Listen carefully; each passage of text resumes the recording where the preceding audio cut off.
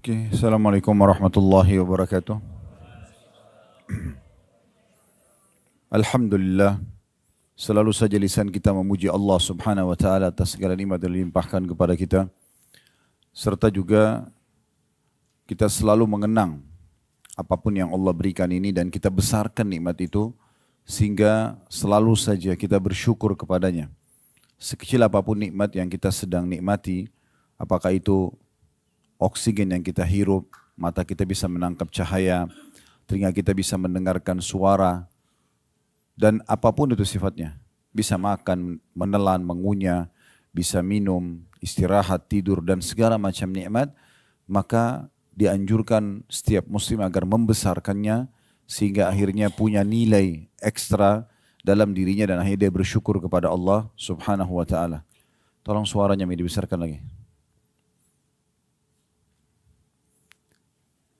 Dan Allah subhanahu wa ta'ala memerintahkan kita untuk menikmati dan berterima kasih saja. Di saat lapar, Allah menyuruh kita untuk makan. Dan kita punya keinginan serta panduan atau hidayah untuk makan. Dan tugas kita hanya memilih makanan yang kita suka, mau yang gurih, mau yang manis. Setelah itu kita menikmatinya dan dikuatkan dan disempurnakan dengan bersyukur saja. Tidak lebih daripada itu.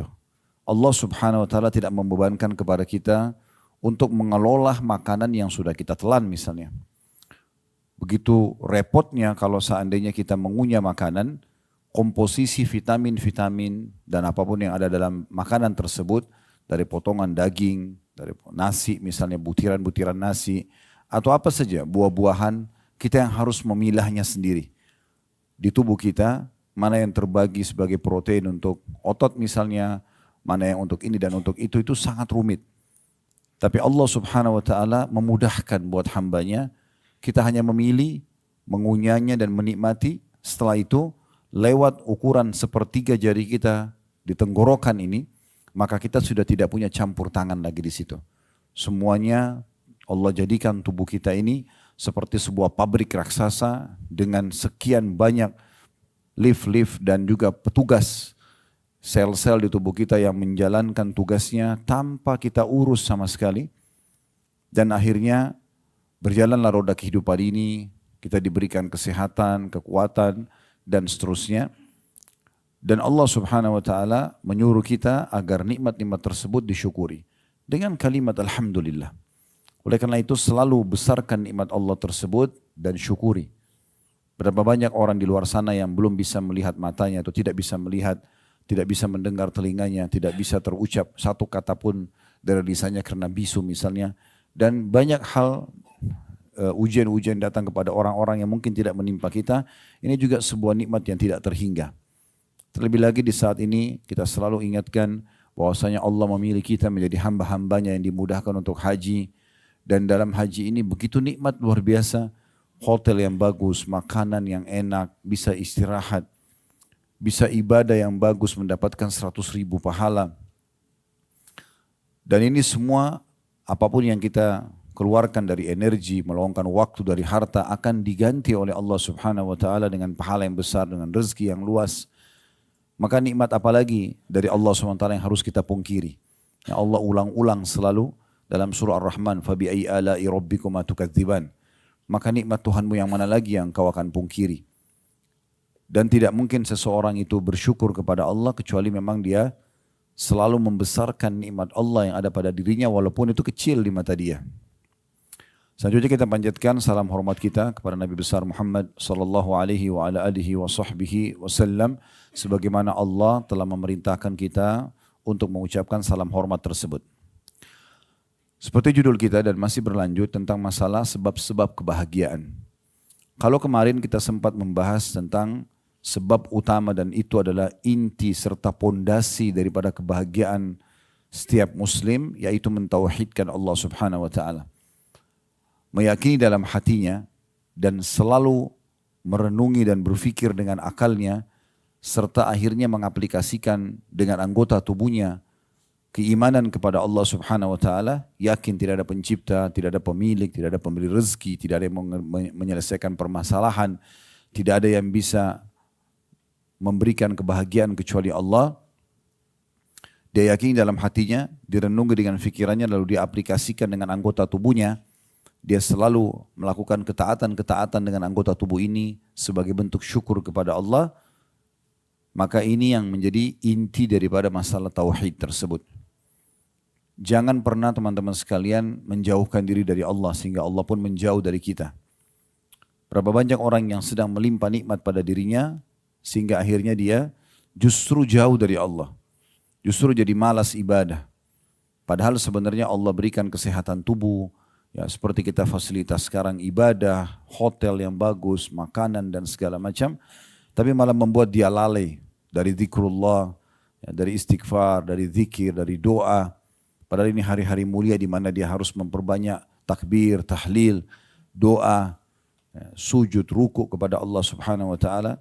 Tapi banyak di antara orang subhanallah lewat dari dia sholat malam, lewat dari dia zikir pagi petang, lewat dari dia waktu-waktu mustajab doa misalnya antara azan dan iqamah. Banyak lewat dari dia kesempatan sedekah, kesempatan baca Quran.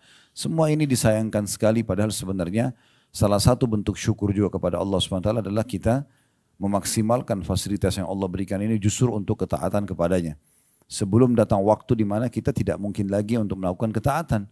Baik itu puncaknya dengan meninggal atau ada halangan-halangan lain yang sifatnya duniawi yang harusnya kita selalu ya jadikan sebagai kehati-hatian dalam diri kita. Jangan sampai luput kesempatan-kesempatan tersebut. Ya. Saya pernah satu waktu mengunjungi sahabat ayah saya di Makassar. Setiap kali saya ke Makassar waktu ayah masih hidup, seringkali saya menemani beliau, kutemui teman-temannya. Gitu. Ada teman beliau yang sudah meninggal juga sekarang, rahimahumullah semuanya. Saya pas datang ke rumahnya, terus saya cuma menemani saja. Dan saya dengarin obrolan orang tua pada saat itu. Saya ambil hikmah-hikmah dari pembicaraan mereka. Salah satunya pada saat waktu itu azan asar, saya pamit sama teman ayah saya ini karena beliau pemilik rumah. Saya ingin ke masjid sebentar.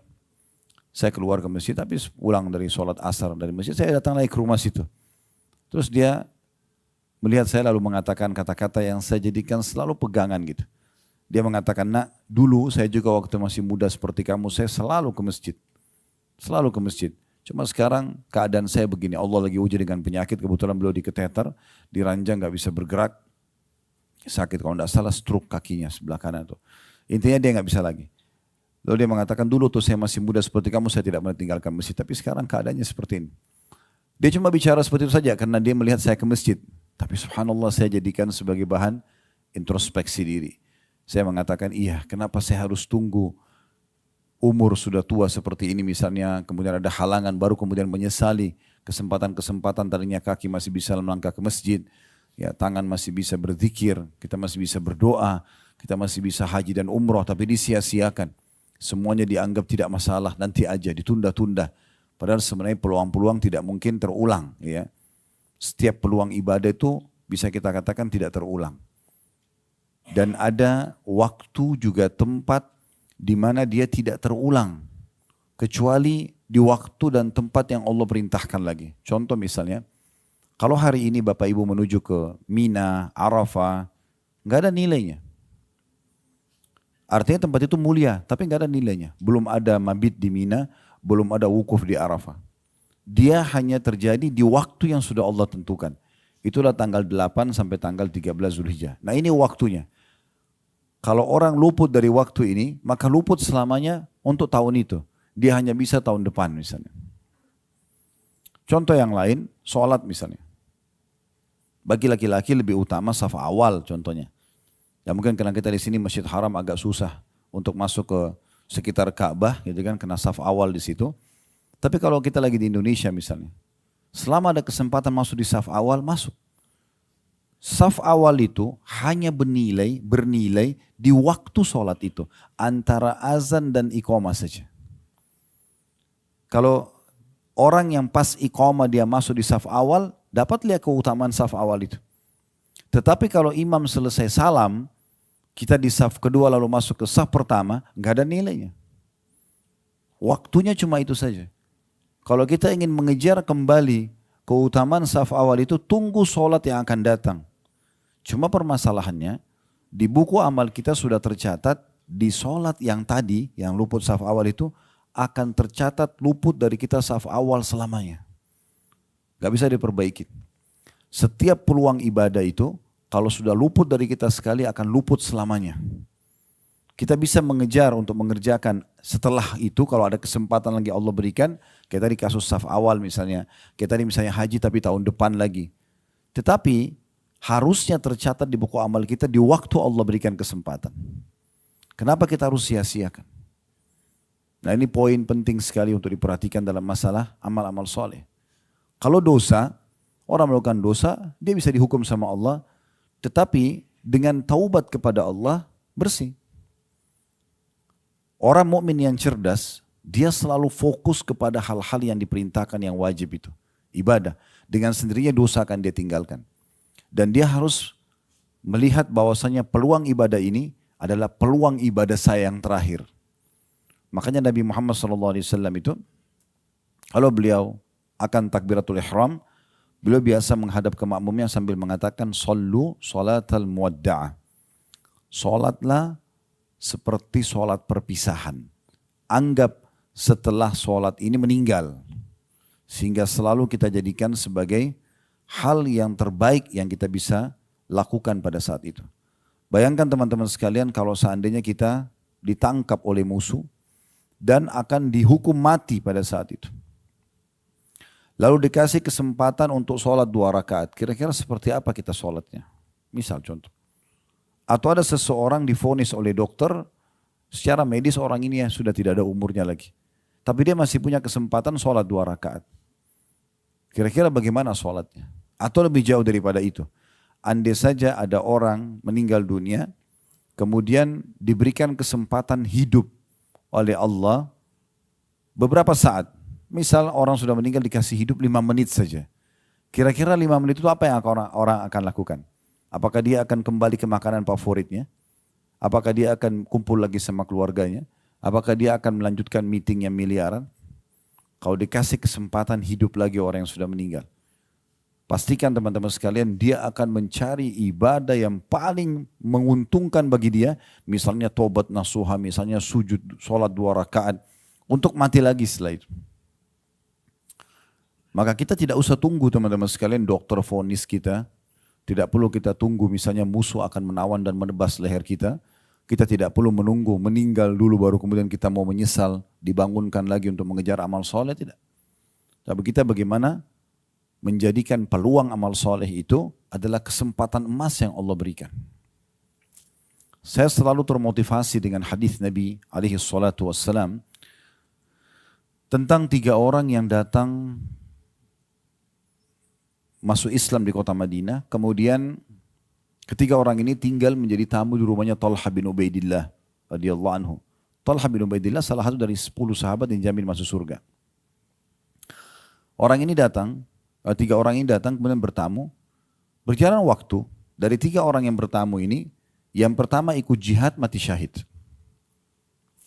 Berjalan waktu lagi, dikumandangkan lagi jihad, orang yang kedua ikut berperang mati syahid lagi.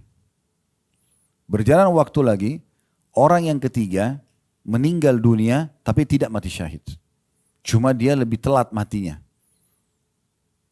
Berjarak. Yang pertama mati syahid, beberapa hari kemudian meninggal lagi yang kedua mati syahid.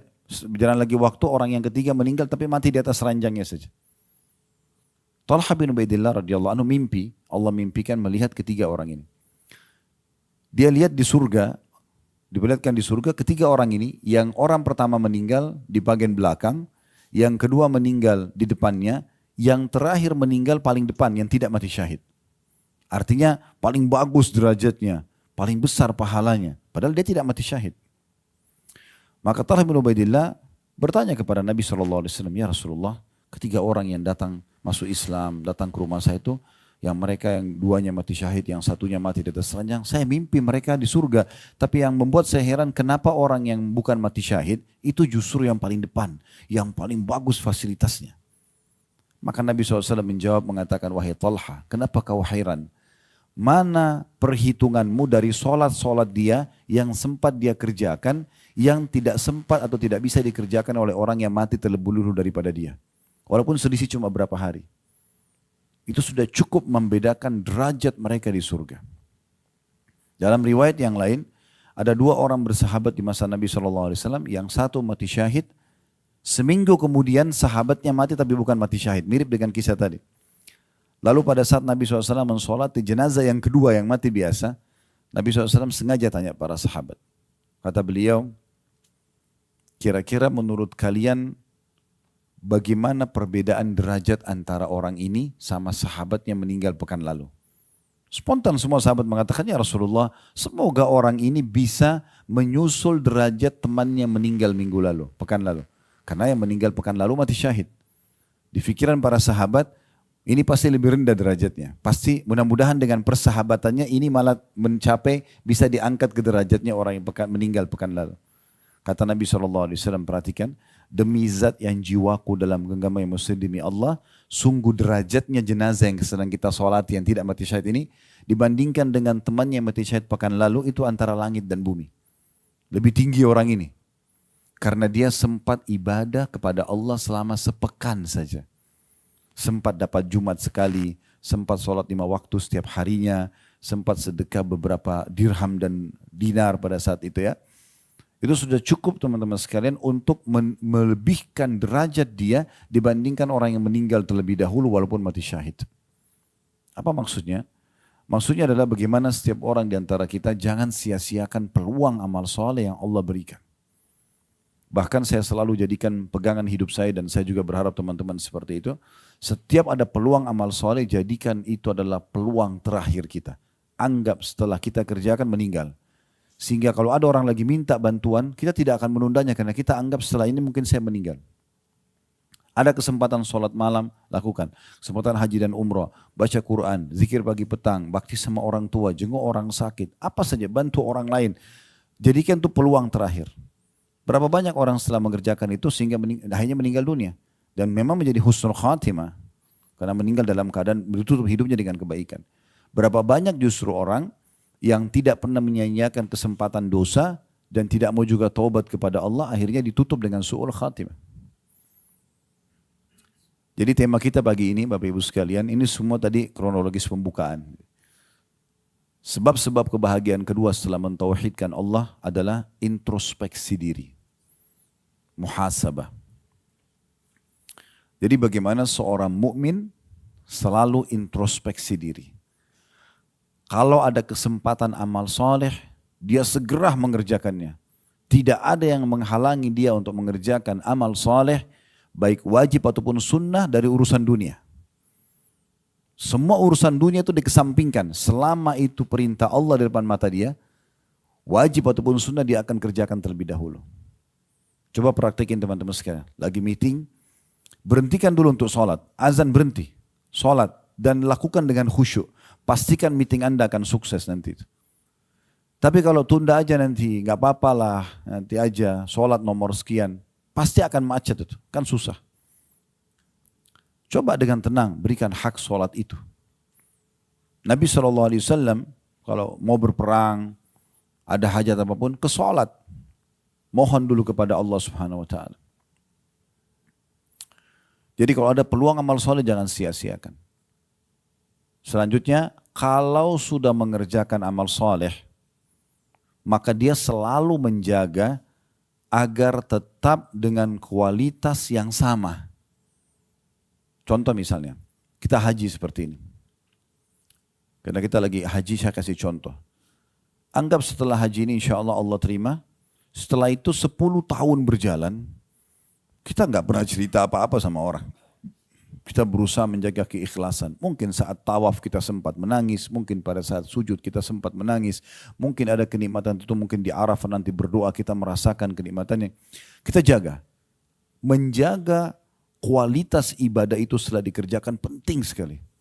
Kenapa? Karena masih bisa dihapus pahalanya. Riya itu bukan hanya terjadi pada saat ibadah sedang dikerjakan, bisa terjadi setelah dikerjakan. Sekarang kita sedekah ini ikhlas. Besok kita ceritain kepada teman-teman, oh kemarin tuh saya sedekah di sana. Bisa hilang gak pahalanya? Bisa hilang. Haji sudah lewat 10 tahun pun, tiba-tiba ada orang ngobrol. Saya, dia baru pulang haji misalnya. Saya kemarin waktu tawaf tuh nangis, tersentuh banget tuh lihat Ka'bah misal. Dia ngomong gitu. Syaitan bisikin kita, kau kan juga 10 tahun lalu sama tuh. Nah, waktu tawaf sempat nangis, ceritain juga. Oh saya juga begitu, selesai urusannya. Nah, selesai urusannya. Yang sudah 10 tahun kita jaga habis. Coba bayangkan.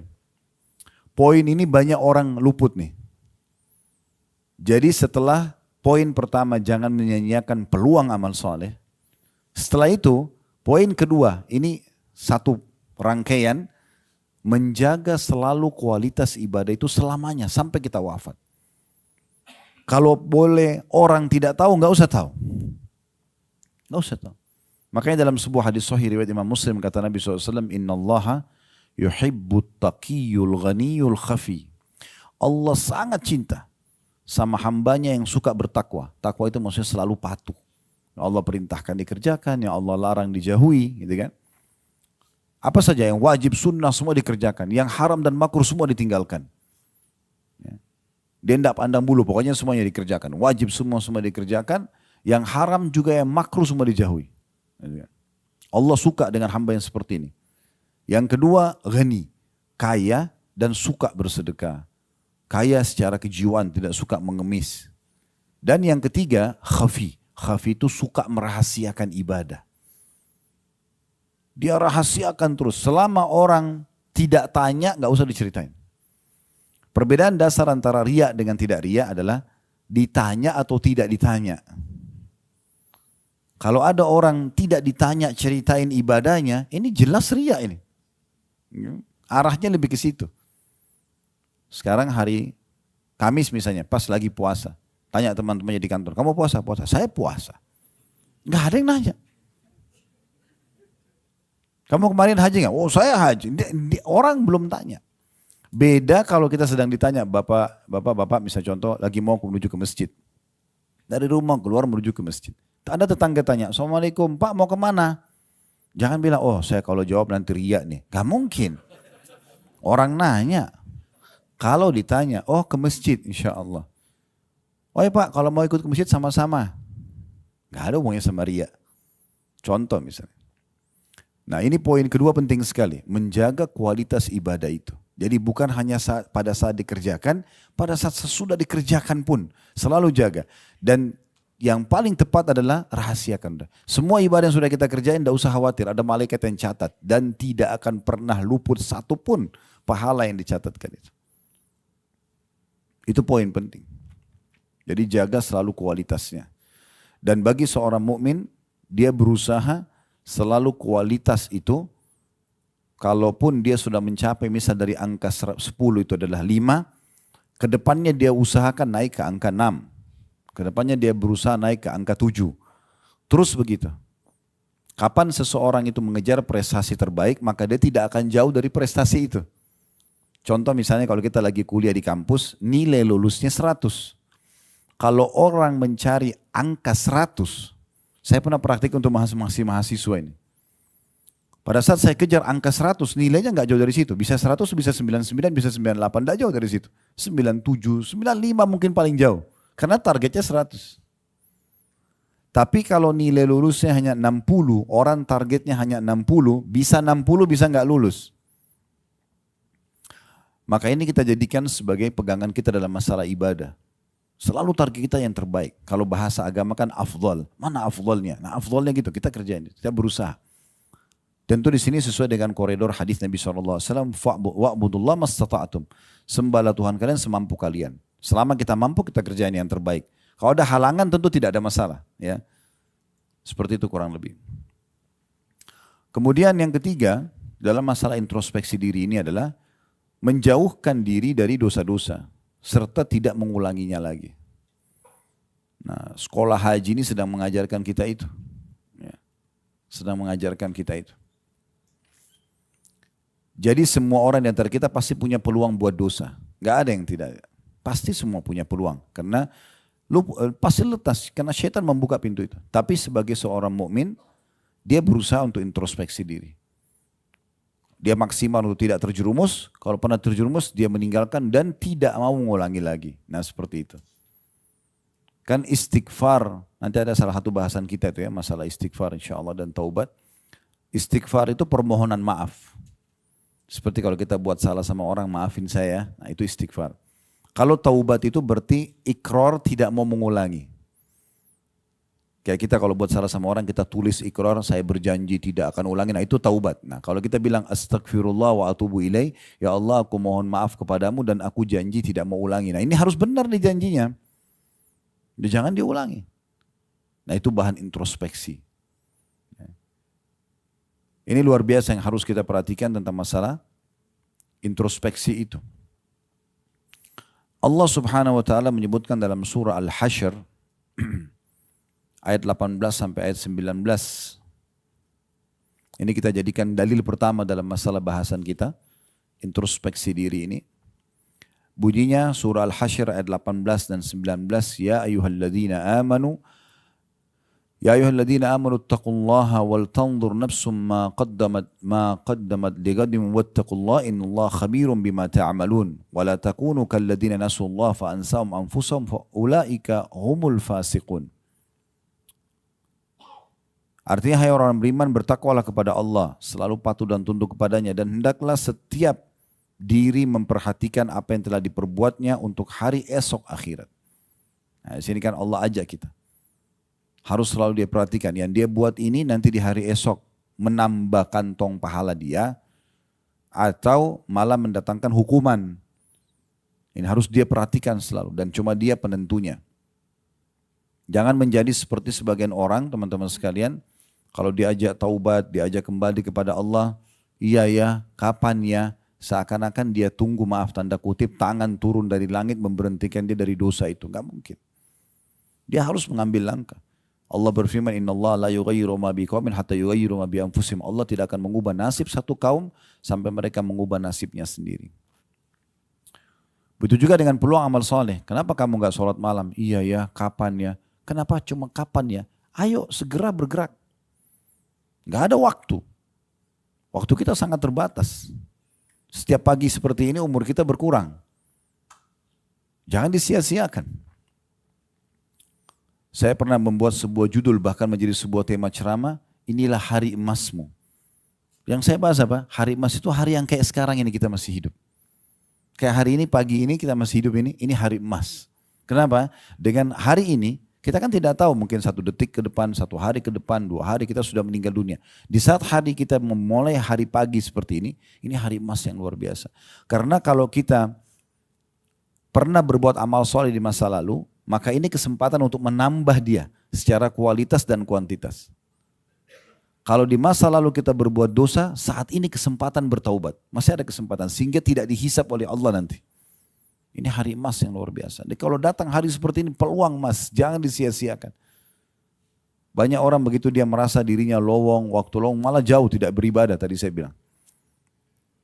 Sayang sekali. Padahal sebenarnya kesempatan ini adalah kesempatan emas. Makanya kata Nabi SAW, ni'matani magmunun katsirun minan nas. 2 nikmat yang banyak luput dari sekalian banyak manusia. As-sihhatu wal faraq. Kesehatan dan waktu lowong. Seorang salafus saleh pernah melewati anak-anak muda lagi duduk di pinggir jalan, ngobrol, omong kosong. Ya, enggak jelas arahnya. Enggak mendatangkan maslahat dunia apalagi akhirat. Kalau orang duduk bicara masalah bisnis, masa depan, pendidikan, bermanfaat mungkin. Gitu kan. Mungkin dia mau bangun rumah, dia konsultasi, mungkin. Urusan dunia, tapi ada manfaatnya. Enggak ada orang mungkin duduk ngobrol sama temannya sudah 20 tahun, itu aja ceritanya berulang-ulang. Temannya sudah hafal di luar kepala, diulang-ulang. Apa manfaatnya? Ya. Maka beliau lewat dan lihat orang-orang yang lagi ngobrol omong kosong. Kata beliau, demi Allah kalau seandainya bisa saya beli waktunya mereka, saya akan beli. Ini waktu yang mereka buang-buang ini, kalau saya bisa beli, saya bayar pakai uang ini. Saya dikasih, tapi nggak bisa, sudah ditentukan waktu masing-masing. Maka jangan sia-siakan itu. Makanya Allah bilang di sini, hai orang-orang yang beriman, bertakwa kepada Allah. Jadikan semua hidup kalian kepatuhan kepada Allah. Apa yang diperintahkan tadi wajib atau sunnah, sibuk dengan itu. Apa yang dilarang haram dan makruh pun tinggalkan. Dan harusnya Allah mengatakan setiap jiwa, setiap diri memperhatikan apa yang telah diperbuatnya untuk hari esok. apa yang dia persiapkan untuk hari pulangnya. Karena semua kita akan meninggal dunia.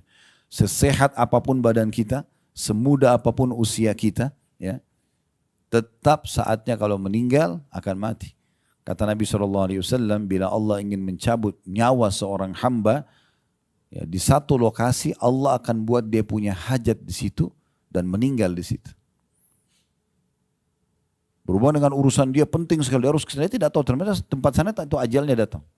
Dia akan meninggal dunia, pasti. Berapa banyak orang yang sehat meninggal lebih daripada orang yang sakit. Berapa banyak orang yang muda meninggal lebih daripada orang yang tua. Berapa banyak orang kaya meninggal lebih daripada orang yang miskin. Banyak sekali. Kalau kita mengkhayal teman-teman sekalian nanti masuk ruangan ICU baru meninggal, ini keliru ini. Ya. Sekarang saya tanya, mana lebih banyak? Pasien yang ada di rumah sakit dengan seluruh staf yang ada di rumah sakit itu dengan jumlah orang yang dulu lalang depan rumah sakit. Mana yang lebih banyak? Hah? Mana suaranya nih? Dua lalang. Artinya yang meninggal sehat lebih banyak daripada yang meninggal orang sakit. Kenapa harus meng-hire ruangan ICU? Jadi orang yang cerdas itu harus jadikan bahan introspeksi diri. Kita bisa meninggal setiap saat. Ya, saya sering kasih contoh di pengajian, bukan mendoakan diri saya, tapi bisa saja berapa banyak gitu kalau kita lihat contoh-contoh di YouTube meninggal husnul khatimah. Biasa banyak cuplikan, ada lagi ceramah, ada yang lagi sholat, ada yang lagi ihram meninggal. Dia tidak sangka kalau tadi dia akan meninggal, tapi bisa saja. Mungkin lagi begini saya lihat malaikat maut cabut ruh saya meninggal. Orang cuma kenang Khalid Basalamah pernah ceramah, selesai. Itu cuma dikenang sehari, 2 hari, seminggu, habis itu selesai. Udah, kita akan pulang kepada Allah dan membawa apa yang sudah kita perbuat. Dari amal baik yang kita akan gembira melihatnya atau amal buruk kita akan dihukum kalau tidak sempat taubat. Dan semua orang akan begitu.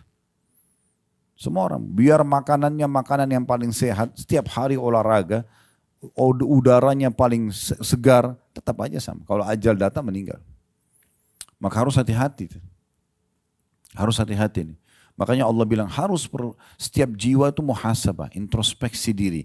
Melihat apa yang akan dia persiapkan untuk hari nanti pulang. Kita selalu terbuai dengan, oh umur masih muda. Selalu lihat orang yang lebih tua dari kita, oh itu orang lebih tua. Padahal banyak yang lebih muda dari dia sudah meninggal. Kan gitu. Kemarin kami salah satu staf di kantor, 37 tahun kalau tidak salah. Meninggal. Lagi gendong bayinya. Anak istrinya baru melahirkan, tiba-tiba daerah sakit kepalanya jatuh di rumah sakit. Masuk rumah sakit ternyata divonis dokter sudah kanker otak stadium 4. Operasi gagal, meninggal.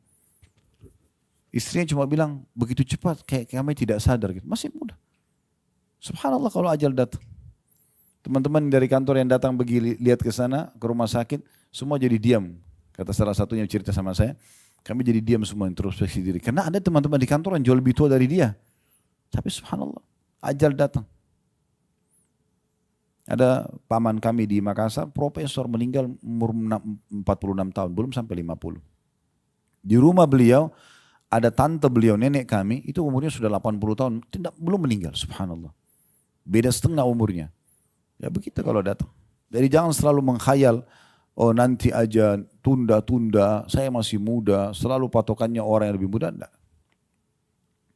Lalu Allah mengatakan, dan selalulah bertakwa kepada Allah. Sesungguhnya Allah maha mengetahui apa yang kamu kerjakan. Baik atau buruk, Allah selalu lihat. Di ayat 19-nya, وَلَا تَكُونُوا كَالَّذِينَ نَسُوا اللَّهَ فَأَنْسَاهُمْ أَنْفُسَهُمْ أُولَٰئِكَ هُمُ الْفَاسِقُونَ. Dan jangan pernah kamu seperti orang-orang yang lupa kepada Allah. Gak mau ibadah. Ya. Selalu buat dosa. Lalu Allah menjadikan mereka pun lupa kepada diri mereka sendiri. Mereka lupa umurnya, lupa ibadahnya dan segala macam. Mereka itulah orang-orang yang fasik, kata Allah. Ya. Muhasabah ini teman-teman sekalian, memang bagian daripada rangkaian agama kita. Umar bin Khattab punya statement yang menarik dalam masalah ini. Beliau mengatakan, hasibu anfusakum qabla an tuhasabu. Selalu introspeksi diri kalian, hisab diri kalian sebelum kalian dihisab. Sebelum kalian dihisab, ya. Lalu beliau mengatakan itu akan memudahkan hisab kalian nanti. Jadi kalau kita di dunia ini selalu muhasabah, oh tadi sholat saya kualitasnya bagus gak sih? Nanti saya coba naikkan, tingkatkan kualitasnya misalnya. Tadi perbuatan dosa, kayaknya saya harus segera taubat nih. Nah, introspeksi seperti ini akan memudahkan hisab kita di akhirat. Karena kita di dunia sudah hisab duluan.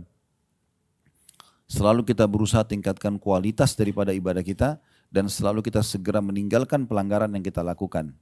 Lalu beliau mengatakan, dan timbanglah amal kalian sebelum ditimbang kelak. Ingatlah keadaan yang genting pada hari kiamat nanti. Sebagaimana Allah gambarkan dalam surah Al-Haqqah ayat 18 kata beliau. Yauma idzin tu'raduna la takhfa minkum khafiyah. Pada hari itu nanti kamu akan dihadapkan kepada Rabbmu secara individual. Setiap orang di antara kita akan menghadap kepada Tuhannya dan secara individual. Tiada sesuatu pun dari keadaanmu yang tersembunyi bagi Allah. Ini dinukil dari kitab Zuhudnya Ibnu Mubarak rahimahullah, seorang ulama tabi'in di halaman 306. Fudail bin Iyad rahimahullah, seorang ulama tabi'in berkata, mukmin itu rajin menghisap dirinya. Introspeksi diri. Kalau dia berbuat amal soleh, tadi sudah maksimal nggak sih kualitasnya, gitu kan?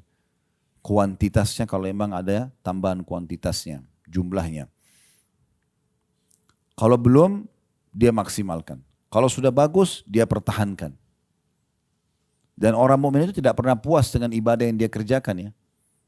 Tidak pernah puas. Kayak misalnya kita sholat malam nih, sudah kita kerjakan 11 rakaat. Dia coba berusaha selalu untuk menambah kualitasnya. Kalau tadinya kita sholat setiap rakaat cuma baca 2-3 ayat, satu surah pendek di juz 30, enggak, sekarang saya coba tambah. Kalau perlu kita coba mengejar sunnah Nabi SAW, itu dianjurkan untuk membaca setiap malamnya 100 ayat Al-Quran. Bahkan sampai 1000 ayat Al-Quran di sholat malam. Kalau kita ambil misalnya ada penyebutan hadis Nabi SAW tentang keutamaan orang yang baca 10 ayat satu malam, ya dia akan dikasih satu kintor itu kayak lebih baik daripada dan seluruh isinya. Kalau 100 ayat itu akan dapat pahala yang besar, kalau 1000 ayat maka sudah tidak terhingga lagi pahala yang akan didapatkan. Kalau kita ambil misalnya 100 ayat berarti satu rakaatnya 10 ayat. Tapi kan Ustadz hafalan saya terbatas, sudah keluar fatwa ulama membolehkan kita untuk memegang mushaf kalau sholat sunnah ya. Jadi kita bisa sambil pegang aplikasi Al-Quran di handphone sambil sholat malam. Daripada terulang-ulang inna atayna wal asr terus. Ya. Kenapa enggak mulai dari Al-Baqarah misalnya. Ya kan? Al-Baqarah 10 ayat rakaat pertama. Ruku lipat Allahu Akbar. Rakaat kedua berdiri lanjut lagi dari ayat 11 sampai ayat 20. Satu malam 100 ayat. Al-Quran 6000 ayat sekian. Dengan cara seperti ini bisa mengkhatam Al-Quran. Misal contoh, sholat duha juga bisa. Kan gitu. Ini contohnya. Fudail bin Iyad rahimahullah mengatakan mukmin itu selalu rajin menghisab dirinya dan ia mengetahui bahwa ia berada di hadapan Allah kelak. Dia akan nanti dihadapkan kepada Allah Subhanahu wa taala. Sedangkan orang munafik adalah orang yang lalai terhadap dirinya sendiri, maksudnya enggan introspeksi diri. Semoga Allah merahmati seorang hamba yang terus mengoreksi dirinya sebelum datang malaikat maut untuk menjemputnya. Cukup banyak sekali ya para ulama salaf yang coba introspeksi diri gitu. Di antaranya ada statement menarik dari Muhammad bin Wasi' rahimahullah. Beliau mengatakan, "Lau kana lidzunubi rihun ma qadara ahadun an yajlisa ilayya." Padahal ini ulama besar ya. Beliau mengatakan kalau seandainya dosa itu memiliki bau, mungkin tidak akan ada seorang pun yang bisa duduk bersamaku. Supaya dia introspeksi diri. Sebagian mereka, teman-teman sekalian, kalau lagi jalan, kakinya kesentuh batu misalnya. Maka sudah cukup mereka beristighfar kepada Allah. Mereka yakin itu peringatan dari Allah. Di antara mereka ada yang kalau lewat, di dekat tong sampah, kecium bau busuk, mereka sudah cukup beristighfar untuk itu. Mereka anggap tidak mungkin Allah ciumkan bau busuk ini kecuali sebagai peringatan. Selalu begitu, peka sekali. Kita kadang-kadang subhanallah lihat orang meninggal, di dekat kita, jenazah diantar, enggak tersentuh karena hati sudah sangat keras. Ya. Maka introspeksi diri ini manfaatnya besar sekali, akan membuat kita tidak bangga dengan amal soleh yang kita kerjakan, kita juga takut terhadap dosa yang sudah kita kerjakan, sehingga kita selalu istighfar. Dan tidak ada lagi, dengan orang yang sering muhasabah, tidak ada lagi orang menganggap remeh orang lain. Karena dia sibuk dengan dirinya sendiri. Dia sibuk muhasabah dengan dirinya. Nah ini manfaat daripada masalah itu. Jadi harus hati-hati sekali dalam masalah-masalah seperti ini. Setiap muslim sudah semestinya senantiasa introspeksi diri dan selalu menyibukkan diri dengan hal-hal yang positif. Minimal sekali, kalau memang dia meluangkan waktunya selain pada ibadah kepada Allah, dia berbuat hal yang mubah. Minimal. Kalau sudah makruh, apalagi haram enggak? Udah yang lalu-lalu cukuplah. Tapi ke depannya kalau sudah dengar pengajian seperti ini enggak boleh lagi. Mahal sekali waktu kita, sayang gitu. Jadi bagaimana dia sibuk? Karena orang yang sibukkan diri dengan amal soleh teman-teman, maka dia akan jauh dari dosa. Kita enggak perlu lowongkan waktu khusus untuk tinggalkan dosa, enggak. Sibukkan diri dengan ibadah, maka kita dengan tinggalkan dosa itu. Dengan sendirinya gitu. Ada statement yang menarik yang disampaikan oleh Syekh Abu Bakar Jazair rahimahullah. Beliau mengatakan seorang muslim beramal dalam kehidupan dunia ini siang dan malam. Semuanya untuk meraih kehidupan akhirat dan kebahagiaannya. Jadi nggak ada waktu bagi seorang muslim, kata beliau, di dunia ini berbuat selain urusan akhirat. Kalau minimal ada yang dia ingin lakukan, maka harus pastikan itu mubah dalam Islam. Artinya tidak berdosa dia. Misal dia duduk ngobrol sama teman-temannya beberapa saat, gitu kan? Nggak ada masalah, mubah. Bahkan seorang muslim bisa mengemas sesuatu yang mubah menjadi sunnah sehingga dia raih pahala. Contoh, makan, minum, tidur, ya, mandi, kan mubah semua itu. Ini bisa hanya dengan niat seorang muslim menjadikannya sebagai sunnah. Misal dia makan dan minum niat untuk memberikan hak tubuhnya. Karena sang pencipta Allah yang menciptakan kita dan menciptakan rasa lapar dan haus kita sebagai isyarat kalau tubuh butuh nutrisi dan butuh cairan. Kalau kita hanya makan dan minum karena lapar nih, haus misalnya, sebatas itu mubah. Tapi kalau kita niat, ini peringatan dari Allah supaya saya berikan hak jasad saya. Berubah dari mubah menjadi sunnah. Mandi misalnya. Kalau hanya sekedar gerah nih mandi, udah begitu aja, maka mubah. Tapi kalau mandi karena niat ingin merawat tubuh yang Allah amanahkan, hanya gitu saja transisi dipindahkan dari niat tadinya cuma sekedar hilangkan gerah, sekarang kita niatnya untuk memberikan hak jasad jadi sunnah. Tidur, bukan hanya sekedar ngantuk tidur, tapi niatkan agar bisa memberikan niat untuk memberikan hak jasad itu. Maka jadi sunnah. Sepanjang malam kita tidur 4, 5, 6 jam jadi pahala. Begitu seterusnya. Ya. Maka kita bisa mengubah hal-hal yang mubah menjadi sunnah. Tapi kalau minimal kita ingin luangkan waktu pun di dunia ini, maka pada hal-hal yang mubah. Kalau dosa ini selesai, musuhan aja.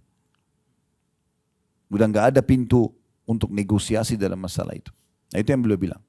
Seorang muslim harusnya selalu beramal dalam kehidupan dunia ini siang dan malam untuk meraih kebahagiaan akhirat. Dunia adalah ladang beramalnya. Mereka seyogyanya selalu memperhatikan ibadah-ibadah fardu atau wajib sebagaimana seorang pedagang memperhatikan modal usahanya. Antum kalau lagi berbisnis, saya yakin teman-teman sini tidak asing, banyak pengusaha Masya Allah. Kita kalau letakkan modal kita 100 juta, 1 miliar, saya yakin pedagang yang benar, dia akan memperhatikan modal supaya tidak terganggu. Dan bagaimana modal ini bisa terputar dan mendapatkan keuntungan. Nah, beliau memberikan gambaran supaya mudah difahami, harusnya setiap muslim itu melihat amal wajibnya, sholat 5 waktu, puasa Ramadan, haji kayak kita, seperti pedagang lagi memperhatikan modal usahanya. Tidak boleh luput dari dia. Dan juga memperhatikan ibadah-ibadah sunnahnya sebagaimana pedagang memperhatikan keuntungan-keuntungan usahanya. Jadi bagaimana selalu kita berpikir, nih investasi kemana lagi nih supaya datang keuntungan. Nah seperti itu kita melihat amal sunnah, itu investasi kita. Jadi jangan tinggalin tuh sholat qabliyah, ba'diyah, duha, sholat malam, tahiyat masjid, sholat wudu. Selalu kita kerjakan sebagai bentuk investasi. Sebagaimana pedagang menjaga keuntungan-keuntungan usahanya. Serta menjadikan maksiat dan juga dosa seperti layaknya kerugian dalam perniagaan. Bagaimana kita kalau lagi dagang tidak mau ada kerugian masuk, ya. Kalau kita sudah tahu, oh saya masuk proyek ini dipastikan akan rugi, kita nggak akan masuk kan. Nah seperti itu orang. Kalau saya buat dosa ini saya akan rugi nih pasti. Ada konsekuensinya. Ini bahasanya luar biasa. Beliau mengatakan, dan memperhatikan dan menjadikan maksiat juga dosa-dosa seperti layaknya kerugian dalam perniagaan. Lalu dia menyendiri sesaat di akhir harinya setiap hari guna introspeksi diri atas hal tersebut. Semuanya tadi. Amal fardu tadi saya sudah sempurna belum ya? Tadi saya sholat di masjid enggak ya? Tadi saya udah khusyuk enggak ya? Tadi masbuk enggak? Tadi ini enggak? Introspeksi terus. Supaya selalu berpikir untuk meningkatkan kualitasnya. Gitu kan? Kalau dia buat kekurangan, dia sempurnakan. Dia buat kesalahan, dia mohon ampun. Nah gitu. Apabila terdapat pengurangan pada ibadah fardunya, maka dia segera membenahi dan menutupi kekurangannya. Bila ibadah yang bisa diqadha, maka ia segera mengqadhanya.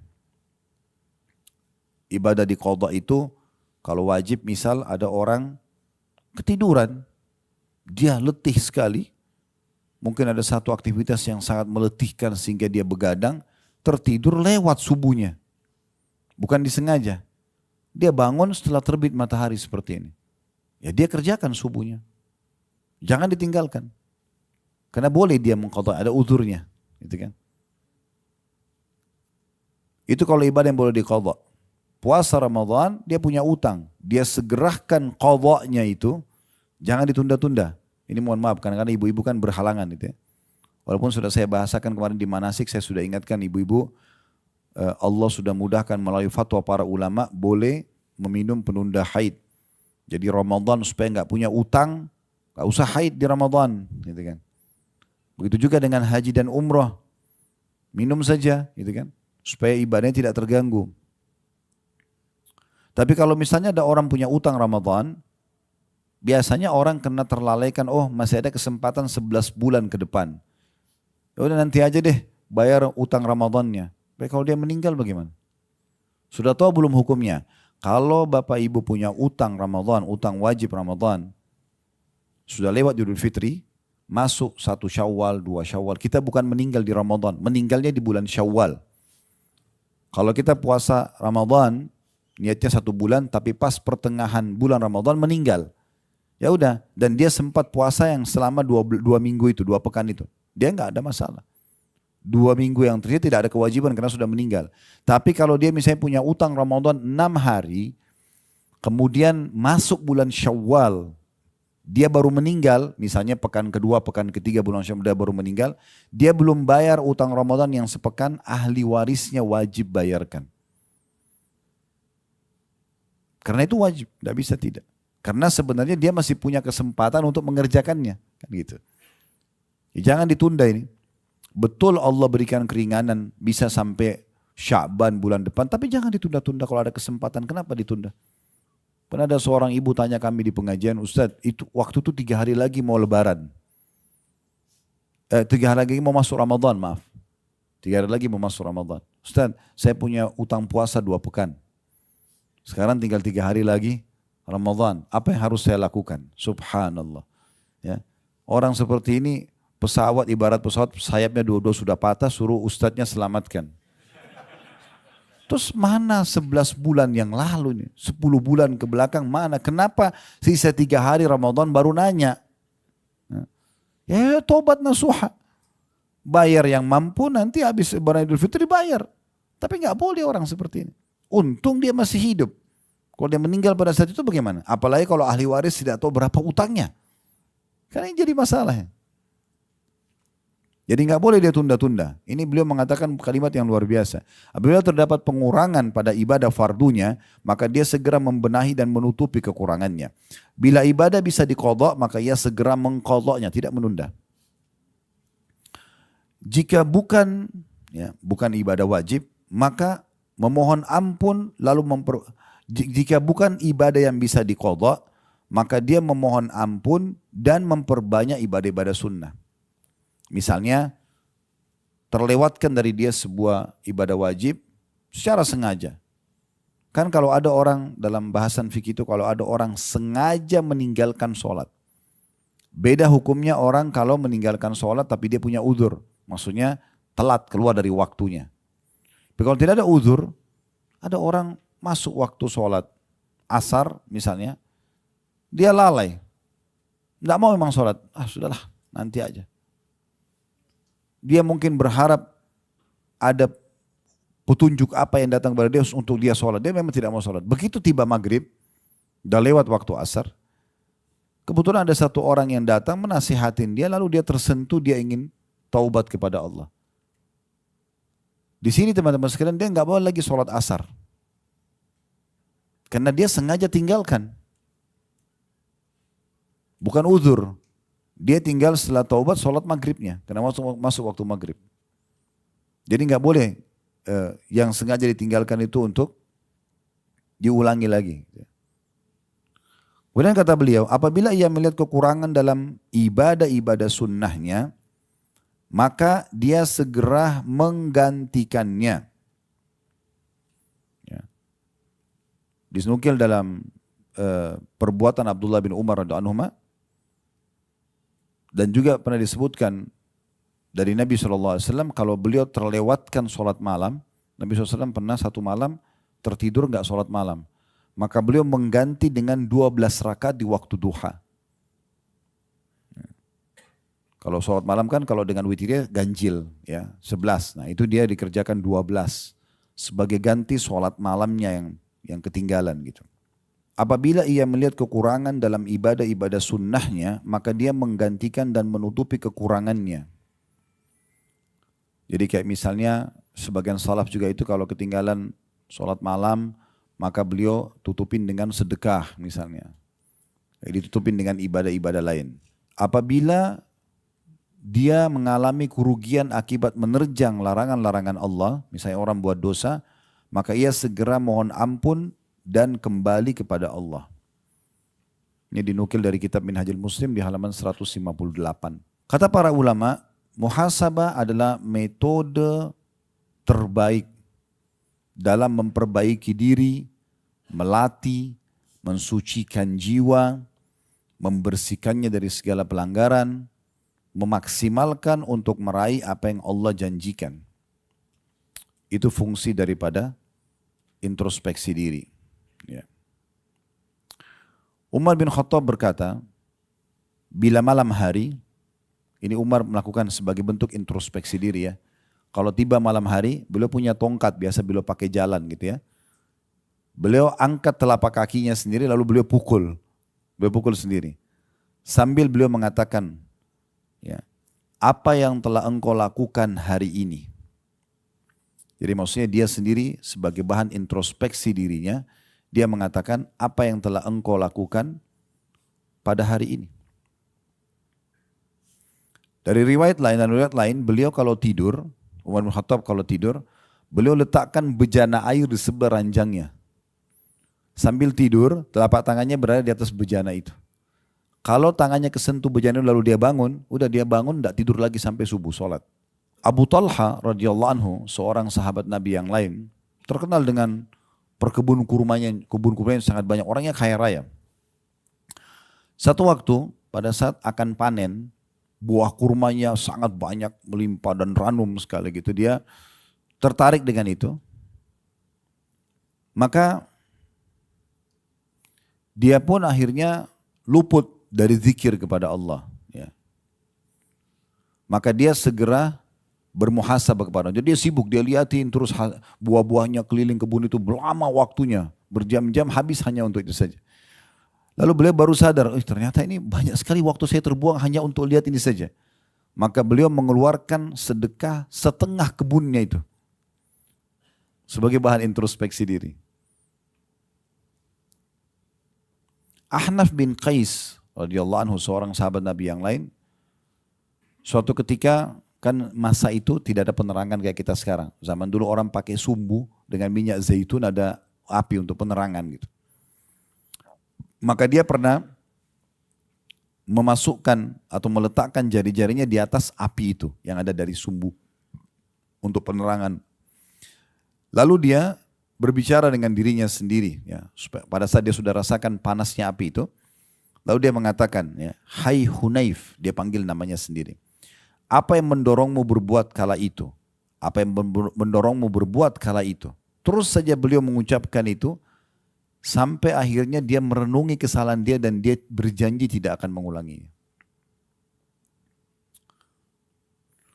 Pernah ada seorang salaf melihat ke arah seorang wanita yang tersingkap auratnya, lalu ia pun memukul dirinya sendiri. Memukul ke arah matanya sambil mengatakan, sungguh engkau sangat memperhatikan hal-hal yang bisa mencelakakan dirimu. Seorang yang lain pernah sengaja ke gurun pasir yang sangat panas di siang hari, dan dia buka bajunya kemudian dia mengguling-gulingkan dirinya di pasir tersebut sambil dia mengatakan, rasakanlah ini karena neraka jahanam lebih panas daripada ini. Rabi' ibn Huthaim rahimahullah, seorang ulama tabi'in, beliau sengaja menggali liang lahat di belakang rumahnya. Sengaja beliau gali itu. Setiap hari masuk ke situ. Dan gara-gara ini ibadah semua banyak yang tidak ditinggalkan oleh beliau. Dia masuk ke liang lahat itu, duduk sejenak, dia baring sambil dia membaca firman Allah Subhanahu wa taala, qala rabbirji'un.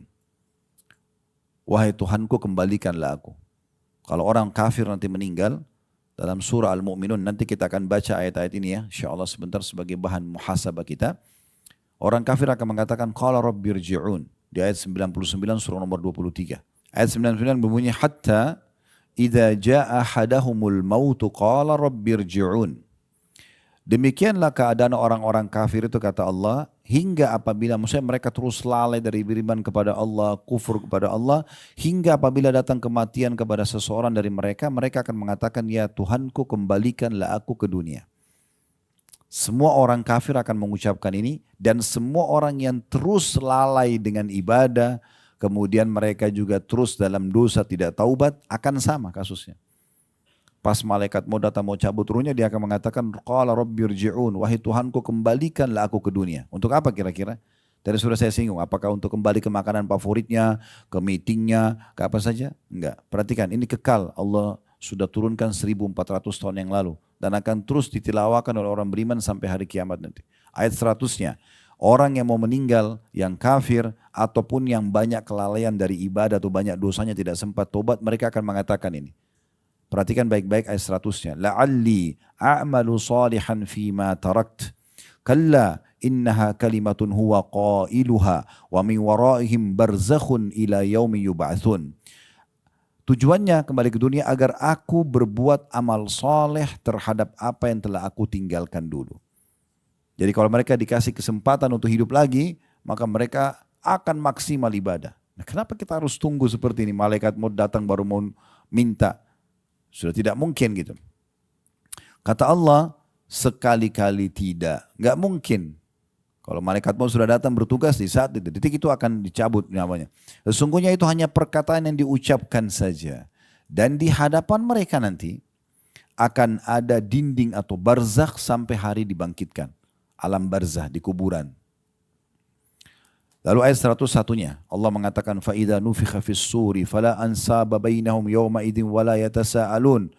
Apabila sangkakala nanti ditiup pada hari kiamat, maka tidak ada lagi pertalian nasab di antara mereka pada hari itu. Dan tidak ada pula mereka saling bertanya. Dalam ayat lain Allah mengatakan yauma yanfiru mar'u min akhi, pada hari kiamat orang lari dari saudara kandungnya, wa ummihi wa abi, dari ibunya dan ayahnya, wa sahibatihi wa bani, dari pasangan hidupnya dan juga keturunannya. Likulli imri'in minhum yauma idzin sya'nu yughni. Karena pada hari itu setiap orang ingin selamatkan dirinya. Ya. Suami akan lari dari istri, istri lari dari suami, anak dari orang tua dari anak, semua. Saudara-saudara takut nanti ada hak yang tidak sempat dikasih di dunia, maka dia tuntut kita. Pada hari itu kata Allah tidak ada lagi jalur nasab di antara mereka. Oh ini saudara saya kesian nih, gak ada. Bagaimana dia selamatkan dirinya sendiri. Allah bilang hati-hati sebelum datang hari itu nanti. Makanya sering saya bahasakan teman-teman, garis bawahi poin ini penting sekali. Mudah-mudahan Allah jadikan saya orang pertama mengamalkan, kemudian Bapak Ibu ya. Supaya jangan kita ucapkan apa yang diucapkan lalu tidak diamalkan. Saya selalu bahasakan menuju ke akhirat ini, bawa dua hal dan jangan bawa dua hal. Bawa amal soleh dan teman soleh. Garis bawah ini penting sekali. Yang kita bawa menuju ke akhirat artinya setiap hari yang kita kerjakan selama ajal belum datang, amal soleh aja terus. Wajib dan sunnah sibuk dengan itu. Dan teman-teman soleh. Apa manfaatnya teman soleh ini? Nanti mereka bisa memberikan kita syafaatnya, pertolongan mereka. Dalam sebuah riwayat disebutkan ada orang nanti dikeluarkan dari api neraka, sampai ahli neraka semua pada bertanya, ada apa? Kenapa orang ini keluar? Apa ada amal yang dia kerjakan? Karena sudah masuk neraka, berarti amal solehnya lebih sedikit daripada amal baiknya. Maka malaikat menjawab mengatakan, sesungguhnya temannya ada yang soleh, memberikan kepadanya syafaat. Maka pada saat itu semua ahli neraka berharap mereka punya teman-teman soleh selama di dunia. Karena ini manfaatnya besar sekali. Di dunia mereka bisa peringatkan kita, kalau salah jangan akhi, jangan ukhti, itu salah, diingatkan. Ya. Dan nanti di akhirat bisa berikan syafaat pertolongan dia. Para sahabat itu saling mengejar syafaat ini ya. Selalu mereka kejar. Sampai kalau mereka lagi berperang dan ada satu orang di antara mereka yang kena tebasan pedang, udah jatuh, temannya sengaja jatuhin dirinya dekatnya sambil mengatakan, wahai fulan jangan lupa syafaatmu untukku.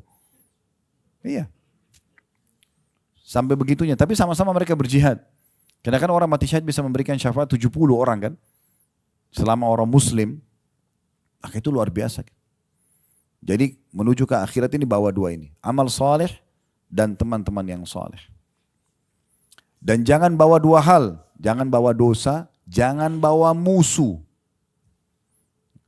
Dosa kita sudah tahu. Musuh ini. Ada orang setiap hari dia cuma cari musuh terus. Gosipin orang.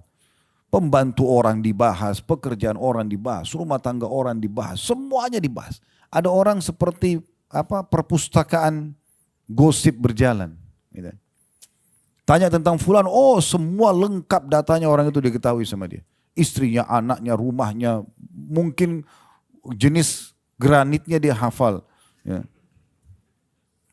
Apa saja, subhanallah kenapa? Saya punya teman dekat di Jakarta, sahabat dekat saya, sudah seperti adik kakak gitu. Sampai hari ini teman-teman saya tidak tahu lantai di rumahnya itu ada apa, saya tidak tahu. Karena kalau saya bertamu sama dia, salaman di depan pintu langsung dipersilakan ke ruang tamu. Udah saya ke ruang tamu saya selesai. Gak perlu tanya-tanya. Kecuali perlu ada satu mungkin meja di situ, kursi kita lihat bagus, kita tanya ini beli di mana. Cukup sebatas itu. Kata Nabi SAW, min husni islamil mar' tarkuhu ma la ya'ni. Termasuk kesempurnaan Islam seseorang, dia meninggalkan apa yang tidak bermanfaat buat dia. Jangan semua ditanya tentang orang untuk apa. Terlalu banyak bertanya ini akhirnya membuat kita jadi banyak tahu, jadi kita juga jadi bisa dihisab sama Allah. Kamu tahu kenapa kamu nggak luruskan kalau itu salah? Misal, yang sering saya bahasakan, ya, jangan ambil tugasnya malaikat. Ya.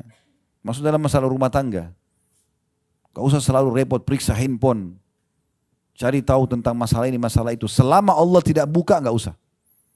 Kalau Allah buka berarti Allah mau kita luruskan untuk kesalahan. Kalau tidak gak usah cari tahu. Itu penting sekali. Saya bilang sama istri saya tidak akan buka handphone kamu ya. Saya cuma ingatkan, kalau itu baik lakukan. Kalau itu buruk Allah akan hisab. Hati-hati. Tapi kalau dibuka depan mata saya baru saya luruskan. Kalau enggak gak usah. Betapa banyaknya waktu habis kalau hanya mau tahu ini lagi buat apa di rumah. Lagi buat apa di jalan. Habis waktu untuk itu. Mana waktu bisa digunakan untuk zikir, baca Quran dan ibadah yang lainnya.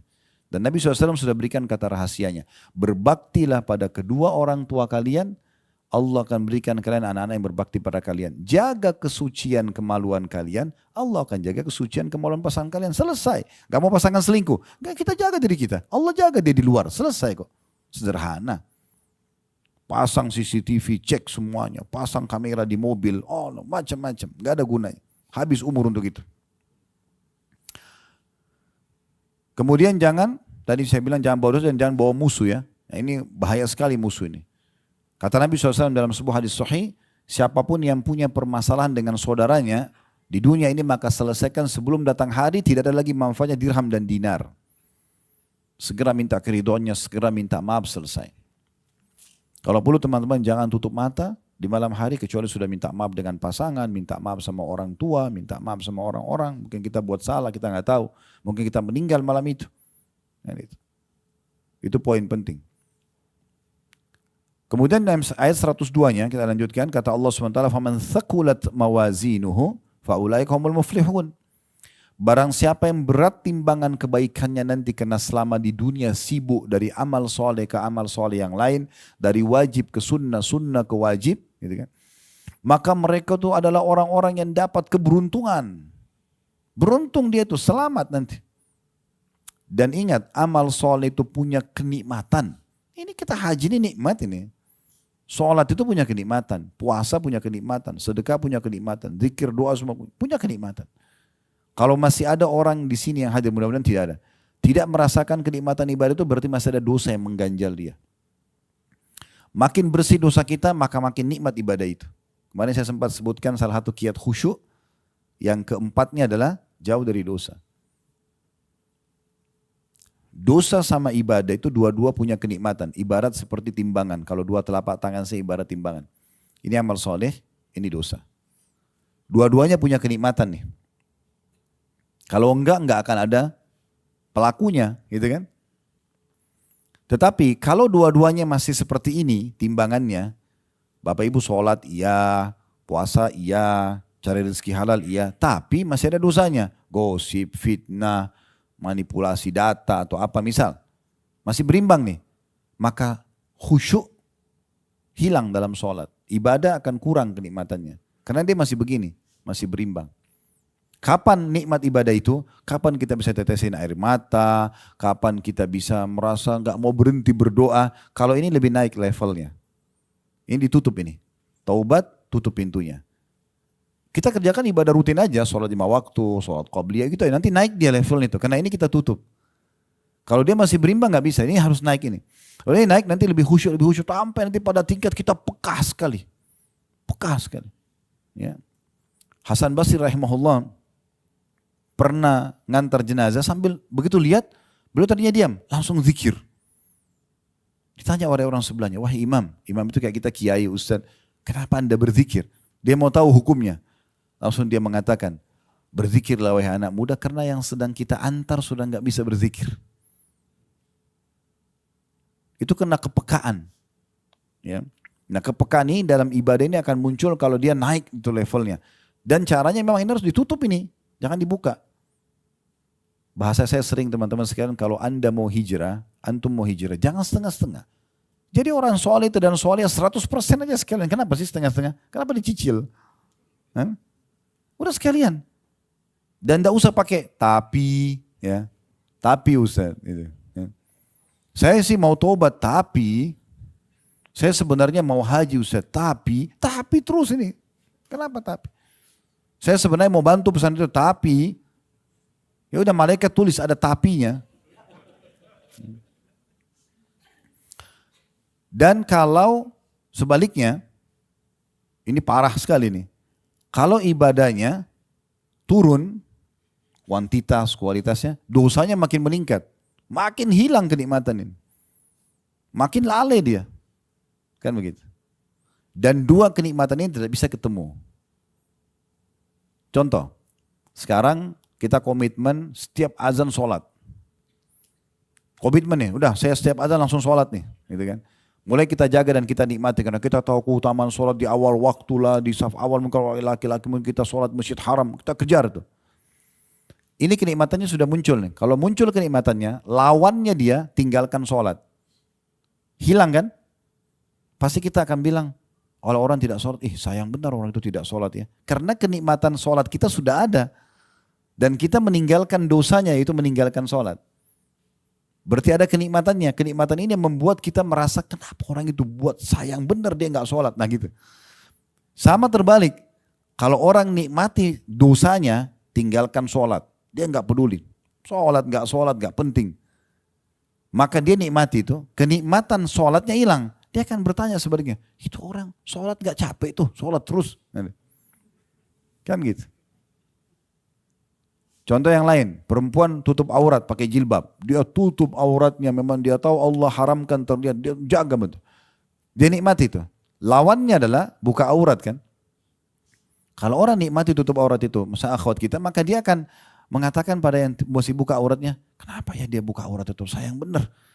Tak takut tuh, gini-gini sekarang. Itu muncul karena dia nikmati jilbabnya tadi, tutup auratnya itu. Sebaliknya orang yang buat maksiatnya, buka auratnya, kalau dia nikmatin, dia akan balik. Itu orang nggak panas tuh pakai jilbab, pakai cadar segala macam. Nah gitu. Jadi nggak bisa ketemu seperti minyak sama air nih. Kalau ada orang coba gabungkan keduanya, dia ibadah tapi dia masih buat maksiat, seperti tadi tidak ada hasilnya, nggak berefek. Kalau ada orang misalnya dia jaga ibadah, dia jaga juga dosanya, maka dia tidak nikmat ibadah, tidak nikmat buat dosa. Ya. Kalau ada orang misalnya dia sholat 5 waktu, tapi masih mabuk misalnya. Contoh, dia mabuk jam 2 malam tapi nanti jam 5 dia mau subuh. Enak gak mabuknya? Gak enak. Hah? Dia berpikir terus selama 3 jam itu, sambil mabuk sambil berpikir. Jadi tidak datangkan ketenangan jiwa buat dia. Karena dia masih beban dengan sholat kan. Dia mau satuin gak bisa ini. Gak mungkin gitu. Jadi susah. Dia udah lurus di istiqomah di agama, tapi masih berinteraksi sama lawan jenis misalnya. Dia tidak enak, setengah-setengah. Coba kalau orang mabuk tapi nggak sholat. Udah dia teler di pinggir jalan, dia tidak peduli. Ya dia nikmati itu. Tapi ujungnya neraka ini. Jadi seperti itu. Jadi nggak bisa ketemu teman-teman. Makanya sekaligus kalau mau jadi orang baik, mau penuhi timbangan amal kita dengan kebaikan, maksimal aja. Jadi orang soleh itu dan soleha sekaligus 100%. Jangan setengah-setengah, gak usah nyicil-nyicil. Gak usah tadi ada kata-kata tapi. 103-nya Allah mengatakan waman khaffat mawazinuhu, dan siapa yang ringan nanti timbangan amal solehnya hari kiamat karena di dunia tidak maksimalkan, faulaikal ladzina khasiru anfusahum fi jahannam khalidun. Mereka itulah orang-orang yang merugikan diri mereka sendiri. Mereka kekal dalam neraka jahanam. Jadi penentuan nanti di akhirat cuma ada 2 tempat ya, surga atau neraka. Itu keputusannya di sini. Di dunia selama hidup. Ini nanti yang menentukan kita ke surga atau kita ke neraka. Jadi salah di sini udah salah juga di sana pasti. Kalau di akhirat kita masih bisa nego, ya Allah saya nggak mau neraka, saya mau surga, aman. Ini nggak bisa. Penentunya di sini. Lalu setelahnya Allah gambarkan tentang kondisi ahli neraka. Bagaimana sih neraka itu? Apakah memang kita harus khawatir, takut? Sehingga kita harus taubat segera, kita segera introspeksi diri kita banyak beramal soleh. Allah mengatakan talfahu, ini ayat 104-nya, talfahu ujuhahumun nar wa hum fiha kalihun. Muka mereka akan dibakar oleh api neraka dan mereka dalam neraka itu dalam keadaan cacat. Ya, dalam sebuah hadis kata Nabi SAW, karena panasnya neraka itu, bibir atasnya ahli neraka itu melepuh sampai bisa dilipat ke kepalanya. Dan bibir bawahnya melepuh sampai jatuh ke pusarnya. Itu tafsir daripada ayat 104-nya. Kata Nabi SAW, makna cacat itu seperti itu. Kemudian 105-nya, Allah akan berfirman pada ahli neraka. Kita tidak perlu tunggu masuk neraka baru dengarkan ya. Allah sudah buka di sini. Allah buat Bapak Ibu bisa dengar pagi ini dari kami ayat ini. Dan ini bukan baru dibaca, ini sudah 1400 tahun yang lalu lebih dan akan dibaca sampai hari kiamat nanti oleh orang beriman. Akan selalu jadi prinsip hidup. Beruntunglah orang yang dengar, engah dia sadar kemudian dia langsung introspeksi diri. 105-nya Allah mengatakan kepada ahli neraka yang lagi disiksa, mereka teriak-teriak, alam takun ayati tutla alaikum fakuntum biha tukadzibun.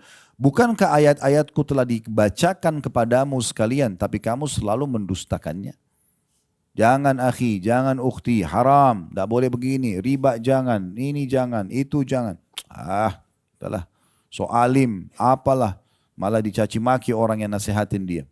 Oh ini garis keras, ini jangan didengar. Ya. Ya sudah, tunggu nanti Allah bilang sama dia begini di neraka. Bukankah sudah dibacakan ayat-ayatku padamu? Dan subhanallah, termasuk hikmah Allah SWT, Allah tidak pernah paksakan hambanya. Tidak paksain ibadah. Kalau Allah mau, Allah bisa kan? Yang tidak sholat langsung tiba-tiba patah lehernya. Bisa nggak? Bisa. Yang tidak puasa puntung tangannya. Bisa kan Allah bisa. Tapi Allah nggak buat begitu. Allah turunkan wahyunya, ini loh, puasa, sholat itu wajib, ini keutamaannya. Puasa itu wajib, ini keutamaannya. Kalau kerjaan dapat ini. Kalau ditinggalkan ini hukumannya ya. Tapi Allah tidak hukum langsung di dunia. Masih berikan kesempatan untuk taubat. Nanti ahli neraka itu teman-teman kalau masuk neraka, naudzubillah, mudah-mudahan Allah selamatkan kita semua. Mereka masuk neraka dalam kondisi mengakui keadilan Allah. Mereka masuk neraka mengatakan memang pantas kami masuk. Karena memang atas perbuatan mereka sendiri. Allah nggak pernah suruh dia berbuat dosa. Dan selalu peringatan Allah datang itu. Saya jelaskan kemarin itu ada tahapan-tahapannya. Yang paling pertama itu pasti rasa takut. Itu selalu ada tuh. Takut, khawatir. Itu sudah kalau orang introspeksi diri langsung dia kembali kepada Allah, aman dia. Kalau dia kerjakan nanti ada peringatan yang kedua lebih tinggi, nanti ketiga, nanti seterusnya. Ya, akan lebih berat lagi hukumannya. Dan saya sudah bilang kemarin, maling saja yang sudah digebukin sama masa, itu tetap bentuk kasih sayang Allah. Karena dia sudah diberikan peringatan berapa kali sebelum dia memang tidak mau kapok. Kapoknya harus digebukin. Nah, baru berhenti. Ada orang sampai mati sekalian udah. Karena Allah sayang sama dia. Kalau dibiarkan ini maling terus ini. Gak akan berhenti. Kemudian ayat 106-nya. Apa ahli neraka jawab pada saat itu? Tapi gak ada gunanya nih jawaban ini. Cuma mereka ungkapin Allah buka kepada kita selama kita masih di dunia. Perhatikan ayat 106-nya. Mereka mengatakan, waktu Allah bilang, bukankah sudah datang sampai kepada kalian ayat-ayatku? Dibacakan, namun kalian mendustakan, cuek, gak mau peduli. Kata Allah, qalu, Rabbana ghalabat alina shiqwatuna wa kunna qawman dhalin. Mereka berkata, ya Tuhan kami telah dikuasai oleh kejahatan kami. Dan kami adalah orang-orang yang sesat. Maksudnya pada saat itu mereka baru nyesal. Mereka baru bilang, dulu ya betul salah nih. Kami dikuasai hawa nafsu sampai kami melakukan kesalahan itu. Ya. Lalu mereka memohon kepada Allah. Di 107-nya. Rabbana akhrijna minha fa in udna fa inna zalimun. Ini penyesalan mereka nih. Ya Tuhan kami, keluarkanlah kami dari neraka ini. Di saat itu ya. Tapi tidak ada manfaatnya. Keluarkanlah kami dari neraka ini dan kembalikan kami ke dunia. Jika kami kembali juga pada kekafiran, pada dosa, kemaksiatan, sesungguhnya kami termasuk orang-orang zalim. Sebenarnya ini bagus penyesalan, tapi nggak ada gunanya kalau sudah di neraka. Harusnya di dunia mereka bilang ini gitu. Segera ngaku salah, tinggalkan gitu.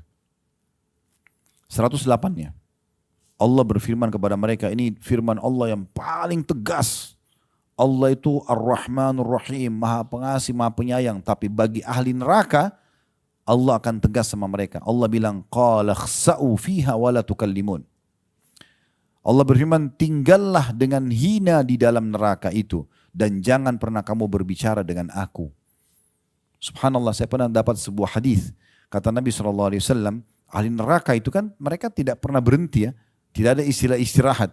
Kalau di penjara ada saatnya orang istirahat, dikasih makan, kalau luka diobatin, walaupun sudah dihukum. Di neraka nggak ada begitu.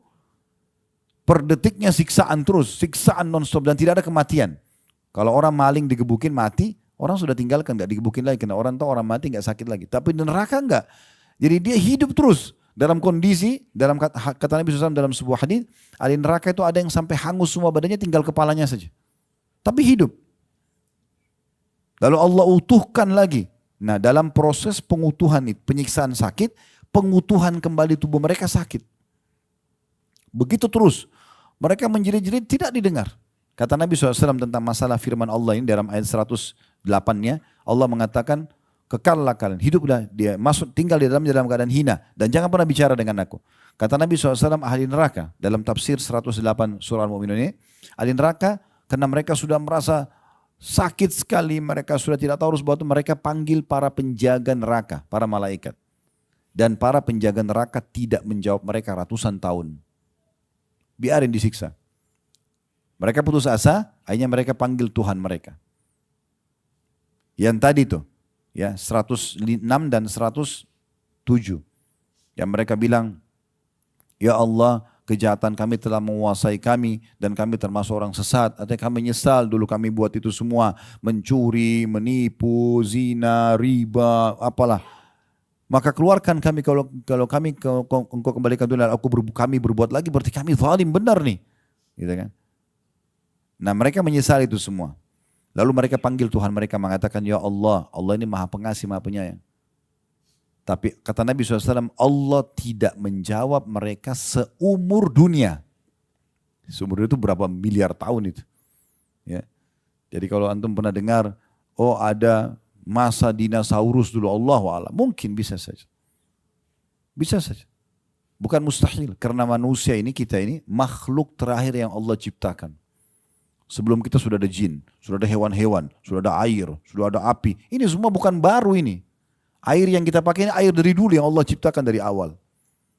Sederhana kok secara ilmiah kan. Panas menguap, ditampung di awan.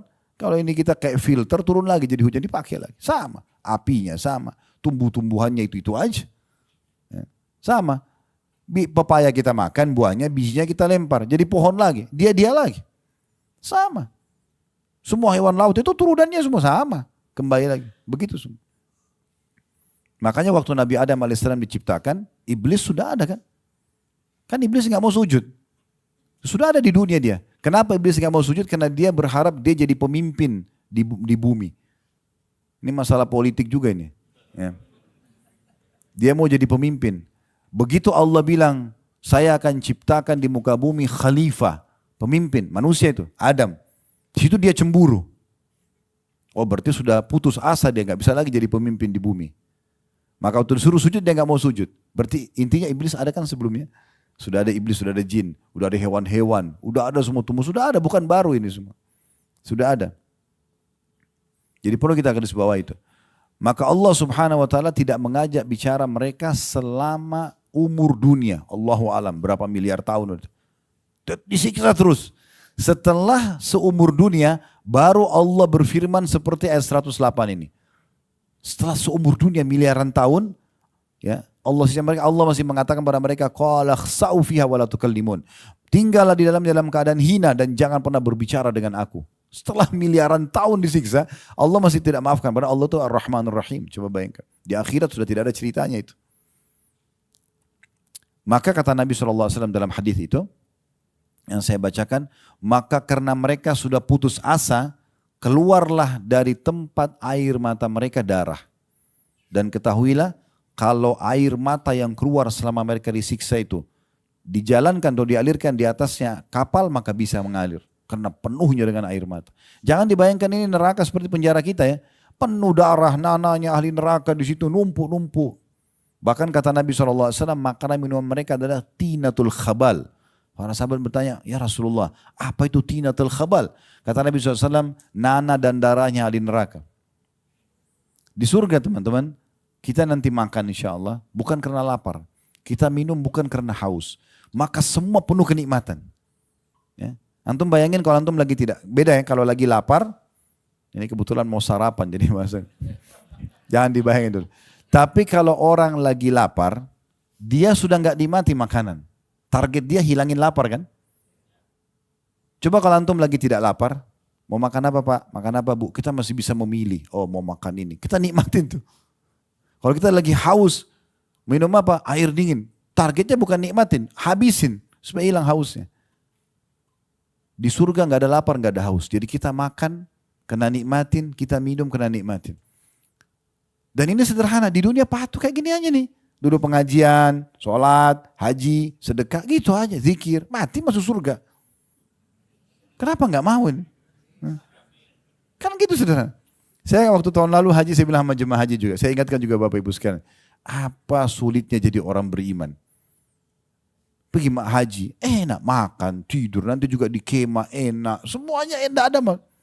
Ibadahnya nanti kalau kita bagi jumrah teman-teman, ambil batu lempar, tak satu dosa besar gugur. Yang kedua 2 dosa besar. Pulang lagi ke kemah, ngobrol, makan, minum, dengar pengajian. Mati masuk surga, enak bener. Ya. Kenapa nggak mau jadi orang baik ini? Kan aneh betul ya. Makanya kata Nabi SAW, seseorang tidak akan lebih dekat dengan surganya daripada tali sendalnya sendiri. Pernah ada satu sahabat, saya tambahkan kisahnya, dia masuk Islam pas di perang Khaybar. Benteng Khaybar sekitar 180 kilo sekian dari kota Madinah. Kami ada program umroh Sirah Nabawi. Beliau pernah ikut, beberapa teman-teman pernah ikut dulu.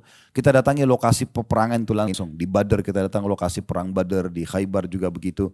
Datangin benteng-bentengnya Yahudi di sana. Intinya di perang Khaybar ini Nabi SAW mengepung benteng yang pertama sekitar 43 harian. Baru ditaklukkan. Nah pada saat itu rupanya ada satu orang Arab Badui, dia memantau peperangan dari jarak jauh. Dan dia tertarik lihat umat Islam. Mereka walaupun berperang punya adab dan tata krama. Kalau malam hari mereka baca Quran, mereka saling membantu sama-sama yang lain. Mereka baik sekali gitu dan dia tidak pernah lihat ini. Maka dia datang kepada beberapa sahabat sambil mengatakan, kalian ini siapa? Agama apa? Sahabat jelasin, kami dari Madinah, kami ini yang beragama Islam. Dijelaskan tentang Islam. Tertarik dia. Saya mau masuk Islam. Kata para sahabat, itu di depan ada Rasulullah. Itu ada tulisan. Langsung aja masuk Islam di tangan. Datang dia ke Nabi. Nabi SAW pada saat itu pas menembus benteng pertama Yahudi. Kalau tidak salah nama bentengnya Naim. Benteng Naim ya. Maka benteng ini setelah ditembus ada harta rampasan perang. Beliau lagi bagi-bagi harta rampasan perang dengan salah satu orang yang ditunjuk untuk mengatur itu. Belum dibagi ke pasukan. Nah, waktu orang ini datang masuk Islam, kata Nabi SAW, masukkan orang ini sebagai penerima ghanimah. Orang yang baru masuk Islam ini. Orang itu langsung bilang begini, ya Rasulullah, saya enggak ingin ini. Saya masuk Islam bukan karena saya ingin harta. Saya ingin apa yang sahabat Anda kejar keluar dari Madinah. Saya dengar mereka keluar untuk mencari mati syahid. Supaya begitu mati terbunuh dosanya dimaafkan masuk surga. Saya berharap ya Rasulullah, nanti dari benteng Yahudi, dia tunjuk benteng Yahudi yang kedua. Benteng Yahudi pertama sudah tembus, ada 9 benteng Yahudi waktu itu. Nanti saya berharap dari benteng Yahudi ini keluar anak panah Yahudi, kena di sini, ditunjuk sama dia titiknya. Tembus di sini, lalu saya mati syahid. Kata Nabi SAW, kalau kau jujur Allah kasih. Kalau kau jujur Allah kasih nanti itu. Betul-betul kau minta itu Allah kasih. Subhanallah, berpisah dengan Nabi SAW. Orang-orang Yahudi yang pada saat itu punya strategi Bapak Ibu sekalian. Mereka tidak berani berhadapan dengan muslimin secara langsung. Mereka cuma lemparin anak panah dari dalam benteng. Karena takut. Orang yang waktu itu pas mulai sahabat takbir, orang Yahudi mau lempar anak panah. Orang yang pertama mati orang yang tadi, yang baru masuk Islam. Belum sholat satu sholat pun. Baru syahadat.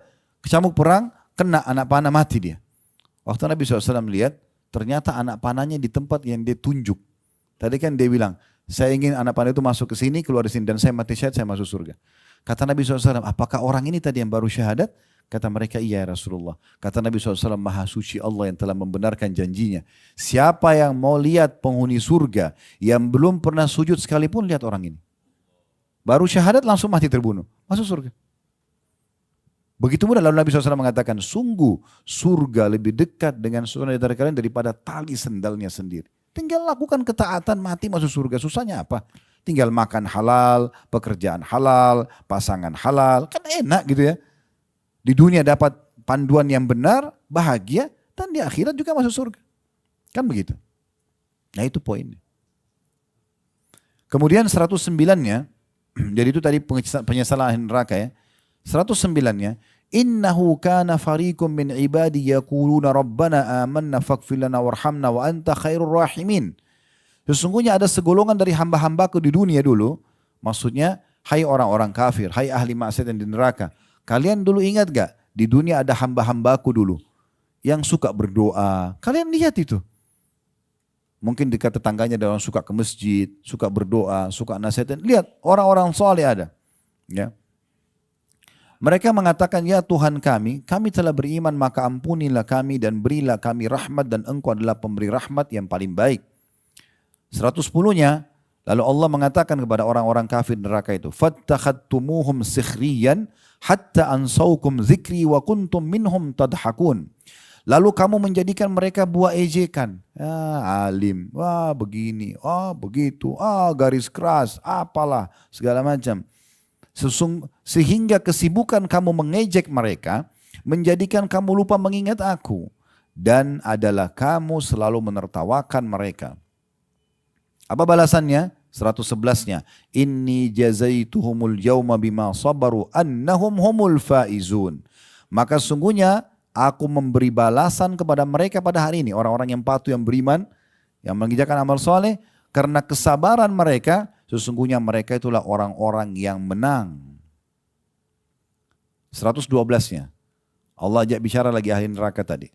Qala kam labithtum fil ardi adada sinin. Allah bertanya, berapa tahun lamakah kamu tinggal di bumi? 113-nya. Qalu labithna yawman aw ba'da yawmin fas'alil 'adin. Mereka menjawab, kami tinggal di bumi hanya sehari atau setengah hari saja. Maka tanyakan kepada orang-orang yang menghitung. Maksudnya, kita biar hidup 50 tahun, 60 tahun, 70 tahun, 100 tahun, 200 tahun. Di akhirat nanti kita bayangkan, seperti sehari, seperti setengah hari. Ini sudah bisa kita bayangkan di dunia ya teman-teman sekalian. Sekarang mungkin kita sudah tidak asing pernah ketemu, anggaplah di sini yang paling sepuh Masya Allah 60 tahun berapa umurnya kemarin.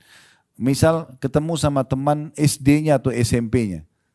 Lalu kemudian mereka mengenanglah masa dulu di sekolah. Seperti baru kemarin itu. Seperti baru kemarin. Ya. Itu di dunia, begitu di akhirat nanti orang akan lihat, nanti kita teman-teman lihat histori hidup kita ini. Dari lahir dari rahim ibu, tangisan pertama, kedipan mata pertama, yang ke-100, yang ke-1000, semua fenomena kehidupan kita, sampai akhirnya kita meninggal. Cuman ini ya? Gitu nanti. Sebentar sekali. Mereka ungkapin itu. Kami hidup di dunia hanya sehari atau setengah hari saja. 114-nya kata Allah. Qala in labithtum illa qalila, law annakum kuntum ta'lamun. Allah berfirman, kamu tinggal di bumi melainkan sebentar saja. Memang betul yang kalian bilang, cuma sebentar itu. Kalau sesungguhnya kalian mengetahui, nanti pada saat itu kalian sadari. Sayangnya nggak disadari. Alhamdulillah kita hari ini dengar nih, ya. Lalu penutupannya 115, Allah Subhanahu wa taala mengatakan, maksudnya penutupan bahasan kita dalam ayat ini ya. Afa hasibtum annama khalaqnakum abathan wa annakum ilaina la turja'un. Maka apakah kamu mengira bahwa sesungguhnya kami menciptakan kamu secara main-main saja? Apa kalian kira saya ciptakan, kata Allah, di muka bumi ini lahir dari rahim ibu, lalu diurus sama orang tua dari kecil, sampai kita sekolah, bajunya, makannya semua diurus. Kemudian mulai diberikan ilmu, mulai bisa bekerja, punya pendapatan, punya nama baik, punya dan segala macam. Ya. Kemudian kalian kira itu cuma sia-sia begitu saja, tidak ada tujuan, tidak ada perintah, tidak ada larangan. Dan bahwasanya kamu tidak akan dikembalikan kepada kami. Gak mungkin gitu ya. Nah seperti itu bahan muhasabahnya, introspeksinya. Kita lihat sekarang surah Al-Munafikun. Kita tutup dengan ini ya. Ayat 9-nya saya bacakan. Ya ayyuhalladzina amanu la tulhikum amwalukum wala auladukum an dzikrillah wa may yaf'al dzalika faulaika humul khasirun. Hai orang-orang beriman, janganlah hartamu dan anak-anakmu melalaikan kamu dari mengingat Allah. Kita boleh berpasangan, boleh urus anak-anak, tapi jangan melalaikan dari sholat, dari pendapatan yang halal dan segala macam. Barang siapa yang berbuat demikian, maka itulah orang-orang yang rugi. Ya. Oleh karena itu pasangan harus bersama-sama dengan kita menuju ke akhirat. Masya Allah, ini teman-teman yang berangkat dengan pasangan pergi haji ini, taufik dari Allah Subhanahu Wa Taala. Ya. Sama-sama beribadah. Tinggal bagaimana tadi menjaga keikhlasan, bersyukur pada Allah ya. Ayat 10 ini yang menjadi inti bahasan introspeksi kita. Wa anfiqu mimma razaqnakum min qabli an ya'tiya ahadakumul mautu fayaqula rabbi laula akhartani ila ajalin qarib. Laula akhartani ila ajalin qaribin fa as-saddaqa wa akum minas salihin. Dan segera belanjakan sebagian dari apa yang kami berikan kepadamu sebelum datang kematian kepada salah seorang di antara kamu. Lalu ia berkata, segera lakukan amal soleh, segera sedekah, segera sholat sebelum datang kematian. Baru dia mengatakan, ya Robku, mengapa engkau tidak menangguhkan kematianku sampai waktu yang dekat? Beberapa detik saja, supaya untuk meeting sama teman-teman, untuk makan makanan favorit, enggak. Supaya ya di sini dikatakan atau yang menyebabkan aku dapat bersedekah dan aku termasuk orang-orang soleh. Supaya aku sempat transfer uangku itu ke yayasan ini, ke pesantren itu, ke sedekah ini. Lalu Allah mengatakan di ayat 11-nya wala yuakhirallahu nafsan idza jaa ajaluha wallahu khabirum bima ta'malun. Dan Allah sekali-kali tidak akan menangguhkan kematian seseorang apabila telah datang waktu kematiannya, dan Allah Maha mengenal apa yang kamu kerjakan. Ya. Jangan tunggu nanti teman-teman sekalian menjelang kematian baru menyesali semua. Kenapa saya tidak sholat? Kenapa saya tidak sedekah? Kenapa enggak belajar Al-Quran? Kenapa tidak haji dan umroh? Kenapa? Enggak ada manfaatnya lagi. Sebagai penutup saya ingatkan kembali perkataan saya di awal tadi. Ingat, peluang amal soleh di saat datang kesempatannya raih segera. Karena tidak akan pernah terulang. Masih ingat tadi saya bilang ya? Ada tempat dan waktu hanya bernilai di saat itu saja. Arafah, Mina, Muzdalifah yang nanti akan kita lewatin insya Allah beberapa hari lagi. Itu hanya punya makna, punya pengejaran pahala di saat itu. Lewat satu hari, hari Arafah tanggal 9. Lewat satu hari, hari tanggal 10 kita ke Arafah sudah berbeda. Di waktu itu. Saf awal tadi berlaku keutamanya antara ya, iqamah sholat sampai imam salam. Kalau sudah salam dari saf kedua kita masuk ke saf pertama, sudah enggak ada keutamaannya. Begitu seterusnya. Dan setiap kali ada kesempatan peluang amal soleh, jadikan itu adalah kesempatan terakhir kita. Jangan sia-siakan itu. Karena sekali luput atau berkurang saja, enggak bisa kita perbaikin. Saya sering ulangi dalam pengajian sebagai introspeksi diri, karena saya ingin selalu ini sebagai cambuk bagi saya.